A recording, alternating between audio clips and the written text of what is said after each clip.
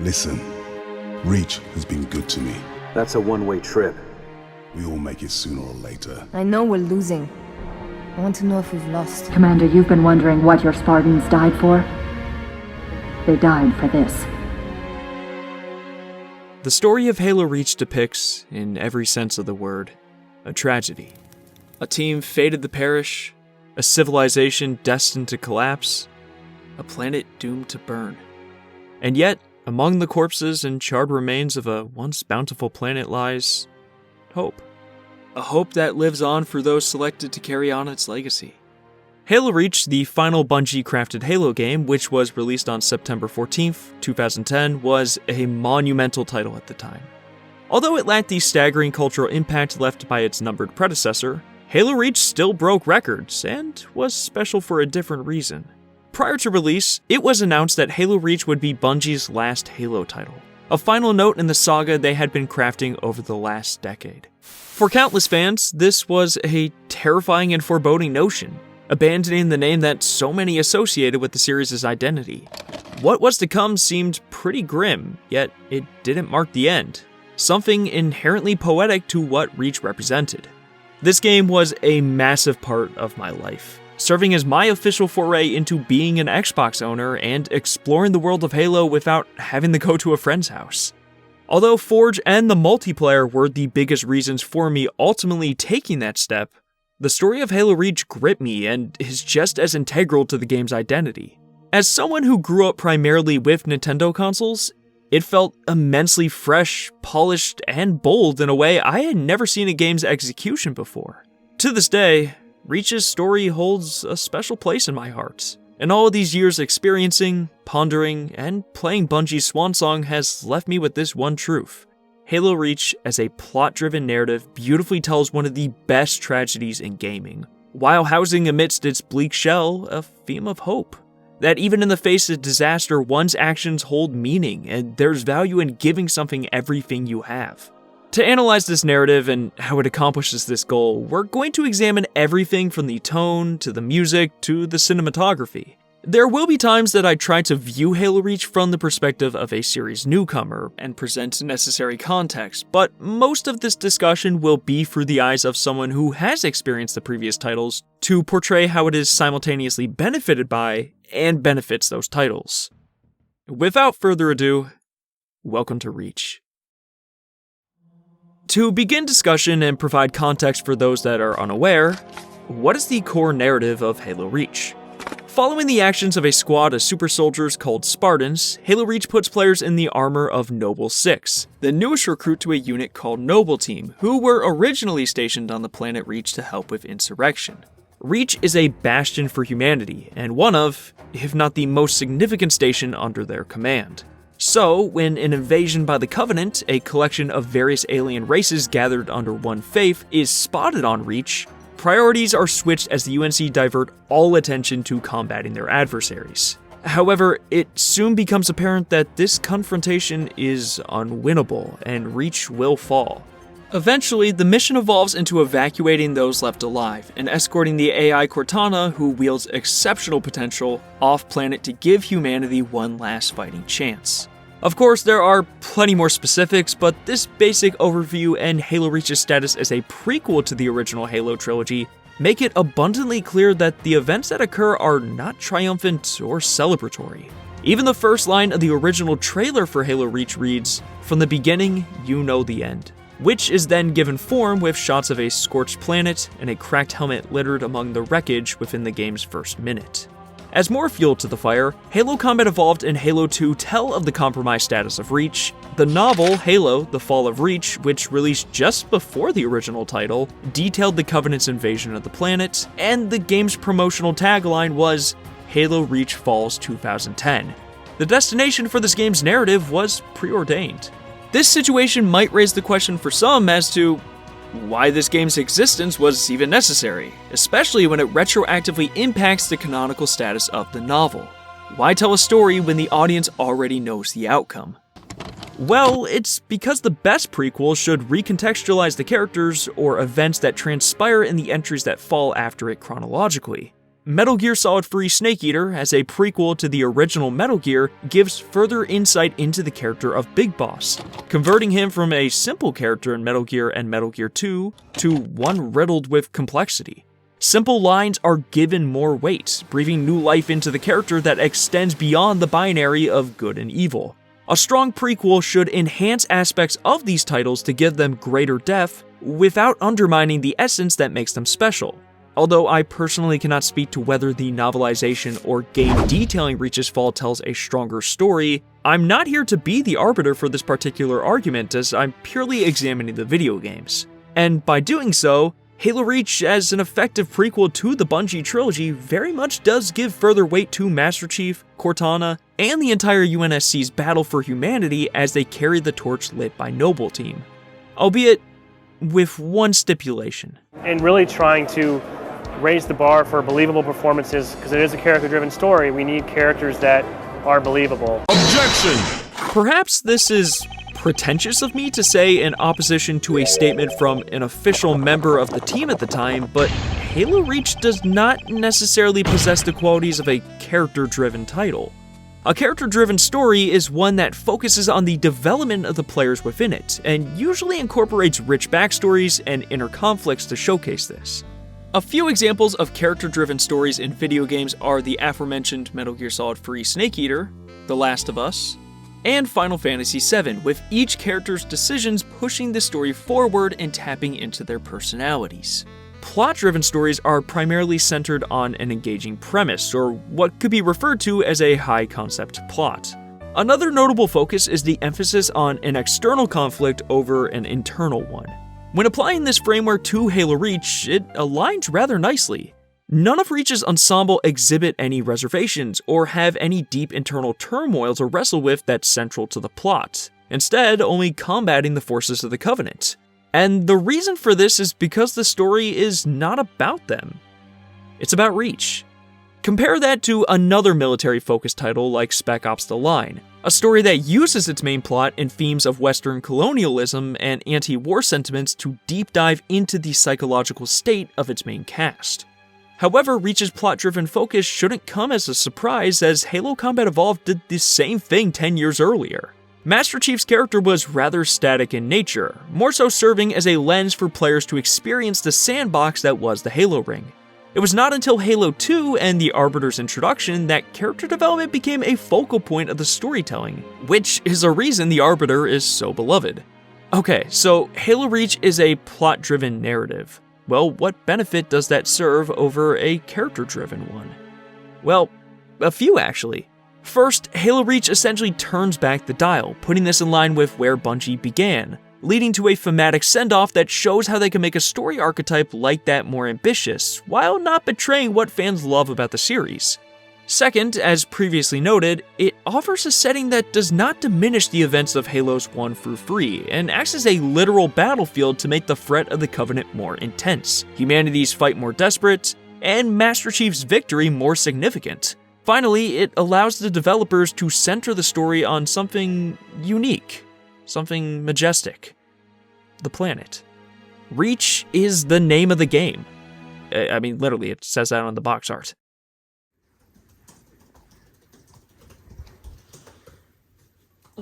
Thanks. What I mean is that Reach earns its title by weaving the planet, its significance, and presence into every aspect of this narrative. For a game titled Halo Reach, it only makes sense that the planet would be the primary setting for the unfolding events within the story. Yet, Reach is more than that, and the developers want the player to recognize this idea. This story isn't about Noble Six or their squad. It's about the planet itself and its downfall. Reach's cinematography is incessant on showcasing the sweeping landscapes or the planet's status through a collection of long and extreme long shots. Some of these shots are absolutely beautiful, breathtaking, and even tragic. But this preference for long shots plays to the themes of Halo Reach. As noted, this story isn't about Noble Six or their squad. It's about the planet itself. You, although an important piece that stands center frame, are merely a small part of this great journey. Now, given its status as a first-person shooter, Reach utilizes a lot of POV shots, something that was not used in the previous titles and helps the player feel as if they are taking on the role of Noble Six and experiencing the fall of Reach themselves. However, these first-person shots are used in a more creative fashion when you think of them from the perspective of Reach. Reach's cinematography includes a plethora of shots that are baked into the planet's environments, usually through the lens of a security camera aboard a ship or in an installation. It's incredibly fascinating to pay attention to, and it feels like Reach is watching your every move, almost like an injured creature carefully observing these individuals to see if they can help it. Simply put, Reach feels alive. While Reach technically changes over the course of the narrative due to the Siege of the Covenant, it is a passive entity. It's not directly impacting any of the characters or anything of the sort in the narrative. However, it is hard to ignore the notion when characters speak about Reach like this. Listen, Reach has been good to me. Time has come to return the favor. That cannot happen here. Reach is too damn important. We had other more urgent matters to attend to. Like warning the planet. But you belong to Reach. Although the cinematography feels fresh, this concept is not anything wholly unique to Reach if you consider it. Halo itself derives its name from the titular location found in the first game, and the sheer scale of the ring in Combat Evolve was a marvel upon its release in 2001. The game keeps its cast size relatively small to remain focused, and that's always been the direction Halo has gone, making you, the player, feel small compared to your colossal surroundings. Okay, so it's been established that Halo Reach is a plot-driven narrative, yet the characters are still a necessary component for its progression, grounding it in reality, and allowing the player to immerse themselves into the world. In its attempts to do so, Halo Reach opted for an avatar character of sorts in the form of Noble Six, someone with a mysterious past, sparse dialogue, and customizable armor that allows the players to feel like they have more presence in the story's events. Yet, most of Reach's cast is mellowed out and more reserved when compared to the likes of the previous titles, coming from Bungie's decision to give the game a darker tone as well as create a more hardened, disciplined squadron. The members of Noble Team do possess their own traits, with Kat breathing an air of cynicism and dry humor, George embodying more altruistic qualities, and Emil channeling an aggressive nature and an employment of humor as a means of hiding his grief. While these work to give the characters enough to bounce off each other for the interactions that do happen, none of these characters have any personal goals, revelations, or ambitions of their own outside of their duty as Spartans to protect Reach. As noted previously, Reach's narrative lacks several of the hallmarks of a strong character-driven narrative, such as internal conflict or fleshed-out backstories. Noble Six's background as a pilot isn't relevant to their character until the time it is necessary to move the plot in the direction the writers want it to. This series of points might give the impression that I believe Noble Team is boring or unnecessary. However, that is not the case. Instead, I would simply classify them as static characters that serve to give us insight and an inside perspective into the fall of Reach. From others, I have heard the argument that the latter design choice does make these characters boring, but although I might think more fondly of the individual members of the previous Halo titles, I do find that Noble Team's demeanor fits perfectly with the narrative that Bungie was trying to unveil here. Sometimes silence from a character says a lot more than words ever could, with one example being the beginning of the mission New Alexandria. Noble Six sits alone in the back of a pelican, surrounded by heavy shadows, perhaps symbolizing the hole left by George's death or the countless deaths around them, and leaving them one of a small group still alive on the planet. Despite Noble Six never uttering a word until they meet with Carter, their slow, spiritless movements say it all as they stare down at the floor like they're deep in thought or across the horizon to see what they've been charged to protect. Nothing but a hellscape. We'll return to this moment later as I believe it's one of the best in the game, but for now, I feel it adequately represents the point. These might be cold, seemingly unfeeling soldiers, but that's likely not the case. If anything, it's all of their experiences, trauma, and constant exposure to this sort of turmoil that has perhaps stripped these Spartans of a proper way to express themselves or discharge their emotions. In an ironic twist, their low-key, downplayed reactions actually hit me rather hard, since I can imagine how they may feel inside versus what they vocally can or are willing to express given their history. This is something Halo 4 tackled with Master Chief, and probably the aspect of that game's campaign most people seem to enjoy. It's also ironic that the Spartan 2, the individual who would have experienced the most trauma and cruel experimentation compared to Spartan Freeze, who willingly volunteered for their enhancements, is the most emotionally sensitive and in tune. Yet, you can even see those bits of awkwardness from George, like when he tries to engage in conversation with the scientist's daughter and pushes her arm a little too forcefully. There are other moments that help to characterize our cast and further cement the doomed nature of the planet, like George's little nod when he hears the Mac round, followed by the swift turnaround when he hears the subsequent plasma blast. Or Carter's immediate turn to look at Kat when June asks about intel he shouldn't possess. These characters have some charming, smaller interactions. They're just quite subtle, and a lot of their feelings are not explicitly conveyed via their own spoken dialogue, but rather through small gestures, the atmosphere around them, and the overall tone that Reach is drenched in. One of the greatest feats of Halo was its ability to craft a thrilling narrative with immense stakes and, particularly in Halo 2's case, exceptional writing that possessed gravitas, all while not being afraid to tap into its comedic side from time to time. Sergeant Johnson's humorous one-liners and motivational speeches, Chief and Cortana's playful banter, random NPC voice lines. Chief, you may be the dumbest, best man I've ever met. These instances all served a purpose, whether that was giving the world of Halo more charm, or solidifying it, as well as strengthening the relationships and personalities of characters in the minds of the player. If I looked at video games as a whole, Halo 2's script is probably one of the best that I've ever seen. But on the subject of humor, Reach, as Bungie's last outing in this universe, is practically devoid of any such comedy, with any jokes that do sneak their way into the script being understated. Couple this writing choice with multiple other creative decisions, including the shift toward what is likely the most intimidating portrayal of the Covenant and a less saturated art style, and what we're left is the most serious, somber Halo game to date, something that was intended, as noted by executive producer Joseph Tung, who said, "Well, I mean, from the very beginning, we knew we wanted to make a darker game in general. We sort of said from the beginning that fans of the fiction will know the end of the story, so Halo Reach is definitely a darker take on the universe than you've seen before." Even though some might argue that this difference in tone is antithetical to what Halo's identity has historically been, thus making it weaker, I would have to disagree. I believe this stark contrast in tone is exactly what gives Reach its strong identity. By seeing what the Covenant are capable of, it gives more weight to the actions of Master Chief and Cortana as they burn a path into the series beyond, transforming their story into a more inspiring fight for the right to live as they claw their way from the brink of defeat that was depicted in Reach.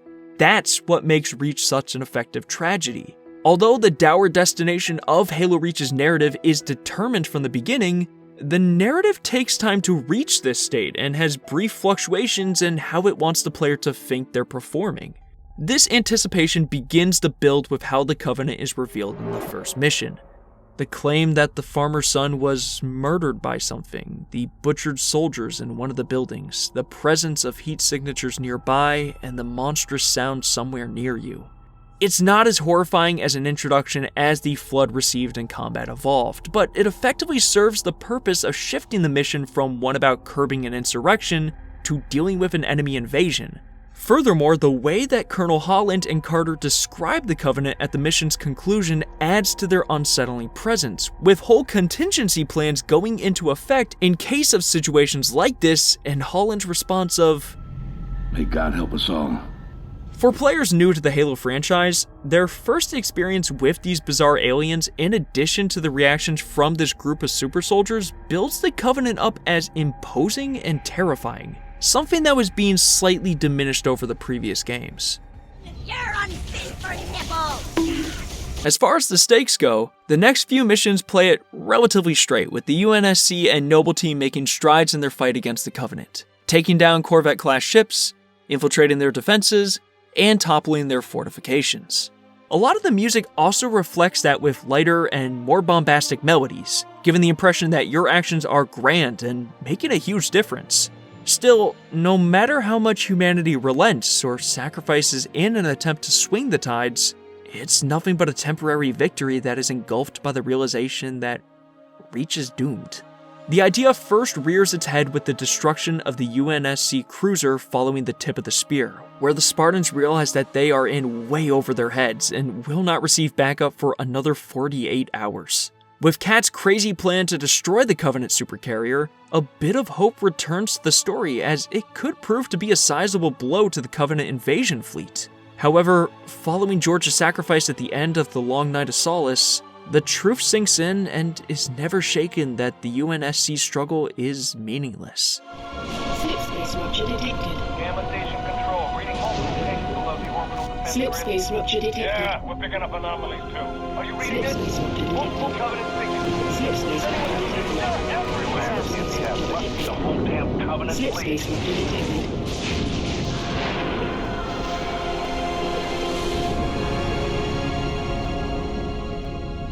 This is horrifying, and it's one of the best moments in the entire game. Reach has already been ravaged by one of these supercarriers, an obstacle that required incredibly rare resources and the life of a Spartan to take down. With the introduction of more than a dozen carriers, the story shift in tone is realized perfectly in the changing status of the sky from mission to mission. Halo Reach's first missions begin with unmarred blue and green tinted skies, communicating that things can still be wrangled under control with its natural and traditional coloring. However, after the reveal that the Covenant are in full control of the situation in Long Night of Solace, those skies become contaminated by ever-growing blotches of red and yellow to highlight the widespread battles that surround you. This palette shows its true colors in the final missions, beginning with New Alexandria where the gray smoke and orange fires mix and mingle to produce a feeling of melancholy that is perfectly represented for the softer music and Noble Six's unspoken, de-emphasized reactions to what lies around them. The sky and light reflecting off the skyscrapers occasionally take on an almost purple hue, further signifying the inevitable darkness to come in that somber tone. This coloration then evolves into the blood red and black that pollutes the sky by the mission's conclusion, and the dulled orange and flying embers in the package that convey the persistent fires around the globe. Now, this particular point has earned a lot of discussion, but it is difficult to ignore the poetic fate of every member of Noble Team. The first to perish in the Battle of Reach, George, who was the heavy weapons expert and the heart behind the group, died in a massive explosion in an act of self-sacrifice. Noble Team is effectively lobotomized when Kat, the brains behind the squadron, is felled by a shot to the head. June, the only member of Noble Team to not meet his end on Reach, vanishes like the stealth operative that he is. Carter, the team's captain, also dies in self-sacrifice for his team, but specifically goes down with the ship. Shortly after, Emil, with his affinity toward close-range weaponry in the form of his knives and shotgun, is cut through by an energy sword, leaving Noble Six, the lone wolf, behind to defend Reach as the last remaining member of the unit. From the jump, it's clear that Reach would meet a grim fate as spelled by Noble Six's helmet laying among the smoldering landscape, but the beauty of Halo Reach's story is how these events unfold. The fact that your character meets a bloody end is not the point of Reach's narrative, nor is it a twist. That focus lies in how their actions and choices carved a path toward victory in a brief moment of respite for humanity after 28 years of war with the Covenant. Although the other Halo games that chronologically fall after Reach certainly have high stakes with the fate of all life hanging in the balance, the events of those games occupy a small stretch at the end of the war. A war that humanity was already losing. Halo Reach's depiction of what the Covenant are capable of doing shows the true horrors of the war, how humanity is sorely outclassed, and illustrates how impressive Master Chief, Cortana, Johnson, Keyes, well, both of them, and the rest of the UNSC's endeavors truly are.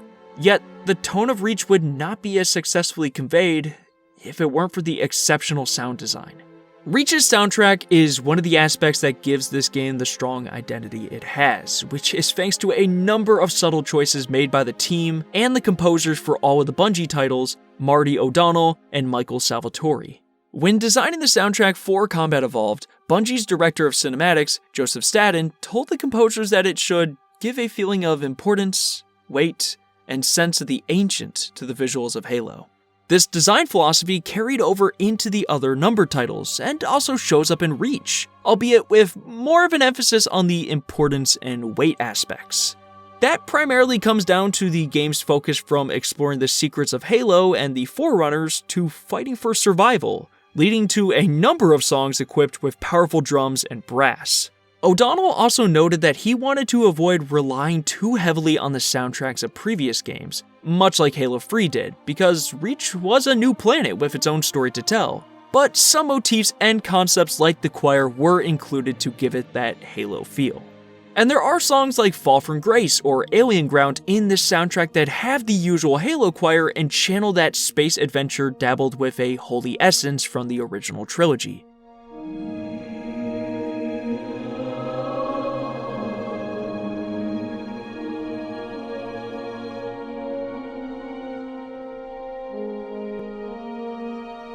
However, a lot of songs like these have very slow and calm melodies, which set itself apart from those like A Walk in the Woods from Halo Combat Evolved, or hell, even Ghosts of Reach from Halo 2 with their livelier arrangements. That's not to say the original free Halo games didn't have more emotional, slow songs, like I love me some Don't Forget from Halo 3 and the atmospheric jazz of Halo ODST, but I feel that Reach commonly incites this feeling of awe that accompanies stepping on hallowed grounds, just like its predecessor of Halo Combat Evolved, along with feelings of uneasiness and anguish that fit the story of the planet's fall. Of course, this was an intentional choice and sustained through a few other creative decisions. In an interview, audio lead Jay Wineland said that once the Covenant's presence has been established in Winter Contingency, all subsequent missions will have the sound of battle in the background to further portray the extent of this conflict.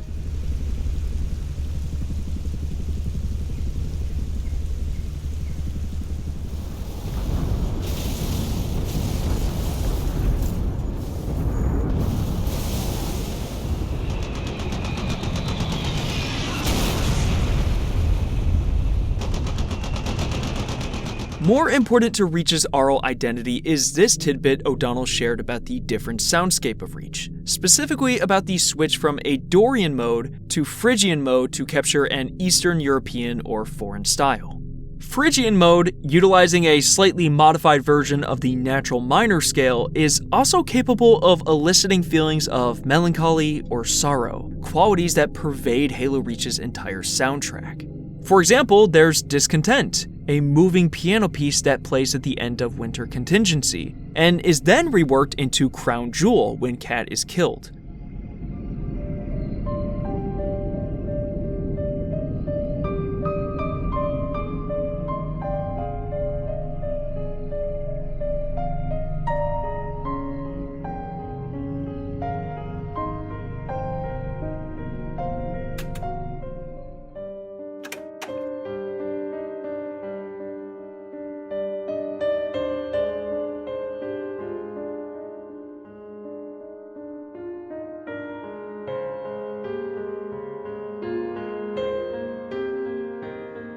Both songs use the same melody, but the one in Crown Jewel is more isolated, uses a lower octave, and adds extra elements that eventually transition into the later section of the game's overture. This shift from the earlier iteration communicates that the situation has gotten more dire, and it hits closer to home with the death of one of your squad mates. There is also My Heart Breaks from Long Night of Solace, when George believes that Halsey has been wiped out with the Covenant's attack. Again, this song is connected to a part of the overture, but has a drastically different tone as that version included a choir, drums, and other more impactful instruments, making it more exhilarating in nature, especially when compared to the mournful strings of My Heart Breaks.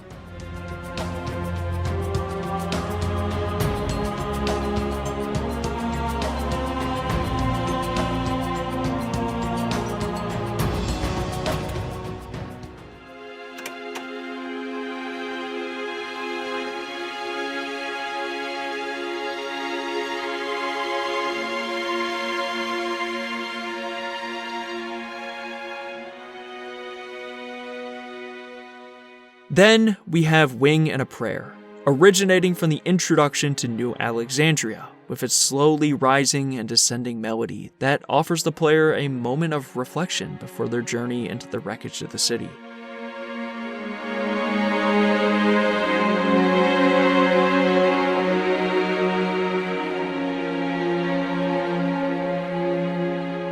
The soundtrack includes its fair share of energy-spiking songs as well. Now, far be it from me to say that Reach has the most rocking soundtrack when fucking Incubus and Halo 2 exists, but there's still a solid selection that either motivate you to take on the Covenant when the Spartans still believe it's winnable, or reignite them to keep fighting against the odds. When Noble Team has something to fight for again in the package, Lone Wolf plays, bringing back that energetic, inspiring music that echoes. Now, with all the previous topics covered, here we are. The big moment of Halo Reach's campaign that seems to live the most fondly in everyone's memories. Lone Wolf. As the final mission, this scripted survival segment serves as the send-off for Noble Six as they find themselves surrounded by a never-ending wave of Covenant forces. The objective? Survive. Okay, I know that everyone and their mom on social media has discussed how cool that is, but yeah, it deserves all the praise. One man against the world fighting wave after wave, it just feels so satisfying to play and adds to the legend of Noble Six. Nevertheless, the objective of survive is something that is rather ironic in a way because Noble Six and the player's fate is inescapable. The question instead is, how long can you survive? By the end of the campaign, Noble Six has survived a month on his own, but as George said, everyone makes the one-way trip sooner or later. This mission also throws an excellent curveball with the damage taken over time affecting the player's HUD, an extra step to furthering Reach's goal of immersing the player into this world through the eyes of Noble Six. If you explore this battlefield, you can actually find the corpses of up to 13 dead Spartans, the first time you see any other ones aside from those composing Noble Six. Although it's not confirmed who they are, theories propose they could be the previously mentioned teams. But what were those Spartans tasked to do? Did they also lose comrades along the way? What did they die for? It's fascinating, yet rather depressing to consider, especially as Noble Six is destined to be another plot in this forsaken graveyard.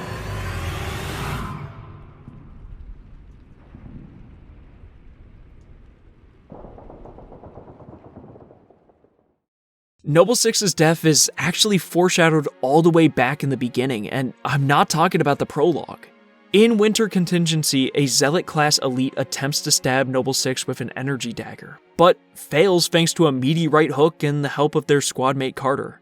In Lone Wolf, Noble Six is once again pinned down by a Zealot-class elite, but this time is unable to fend him off.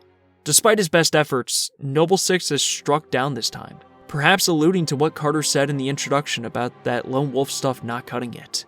Without their team, it was only a matter of time before Noble Six joined their squad mates as another corpse among the burning remains, forgotten the time. Despite being built on the graves of numerous Spartans and civilians, Halo Reach's ending is one of hope. 37 years after the fall of Reach and even taking place after the events of the 343 era titles, life has returned to Reach. The bleak landscapes and echoes of gunfire have been painted over with blue skies and natural sounds as humanity returns to where this journey started. Despite the passage of time and the burgeoning life all around, Noble Six's helmet, your helmet, remains untouched and in frame, a part of the journey that led to this moment. Dr. Halsey's monologue is beautifully written, and a few lines stand out to me. Particularly the one saying that she wishes you could see what has changed because of your sacrifice. That is the beauty behind this tragedy. Hope realized. I've always been enamored by Halo Reach and what this game represents. The end of one team's story and the passing of a legacy to another to keep the spark alive. It epitomizes the efforts of dedicated individuals to end their journey by creating something special. Although things might seem grim at times when what was loved is gone and control swings into the hands of others, there's some hope that it's not forever, and what people loved will return one day.